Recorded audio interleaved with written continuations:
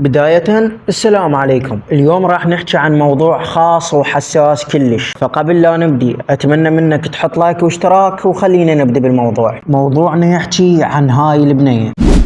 هاي البنية كان رجلها كل يومية يقتلها وما يحترمها ابد، ويوم من الايام قررت هاي البنية تشرد من البيت من ورا رجلها. صارت الساعة 12 وانهزمت هاي البنية من البيت. الساعة ب 12 والدنيا الليل وهي قاعدة يعني مكان هي مثل ما تقول خمسة، يعني ما حد يمر من يمه. ومر ولد فجأة هيك بالشارع وسألها، هو جماعته مارين وسألها قال ايش عندك هنا؟ ايش جاي يسوين؟ قالت له ما عنده احد، يعني ماكو لا واحد، يعني لا اهلها لا امها لا ابوها. قلت تعال خل اوديك. اول مرة سألني قال لي ليش انت بالشارع؟ خفت اقول انا بنت فلانة، قلت له ما عندي احد. كان يقول لي تعال خل اوديك بيتنا.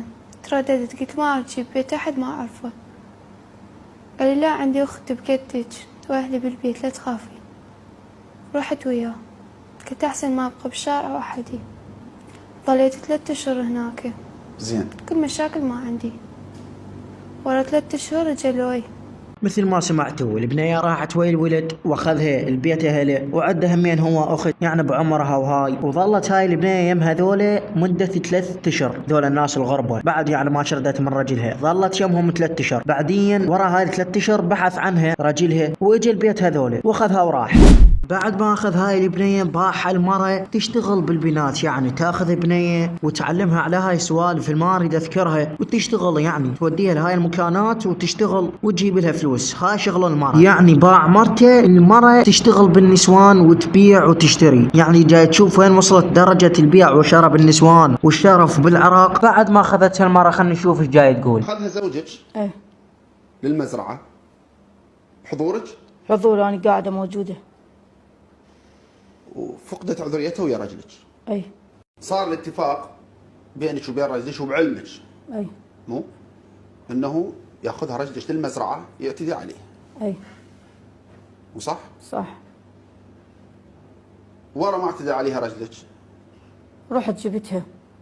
جاي تشوفون الدرجة وين وصلت الدور. بعد ما اخذتها هاي المراية اللي قلت لكم تشتغل بالنسوان، هي هاي نفسها كانت تسولف. البنية يعني ما متعودة تشتغل بهاي السوالف وهاي، فشلون ايش سوت؟ قالت لرجلها تاخذ هاي البنية ووديها للبستان او للمزرعة وما اريد اكمل. مثل ما قالت هي اخذها واعتدى عليها. اخ يا اخوان والله قلب يعني دمرني دمار. يعني هذا الفيديو غير هيك يقطع بقلبه تقطع، يعني ما ادري اللي انت المشاهد الجاي يصير بيك ما ادري. وراها شلون بديت موضوع انه تدخليها بمجال الدعارة؟ حكيت وياها قلت لها ترى اني من اخذتك من حميتي ومن باعك اليه يدري بشغلتي واني هذا شغلتي. حتى قالت لك تروحي وهذا الشيء ما اسوي. هي قالت موجوده. لك تروحي؟ اي موجوده ياتي. قالت هذا الشيء مستحيل اسوي.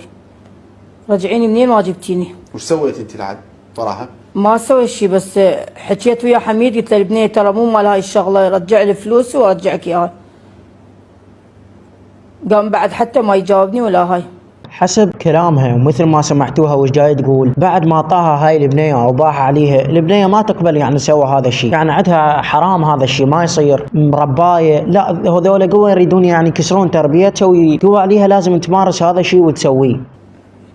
رجلي قام هو يتبع وياها يوميا يطب وياها وهاي شوي شوي وقامت راحت على الشغل. لحد ما عودتوها. ايه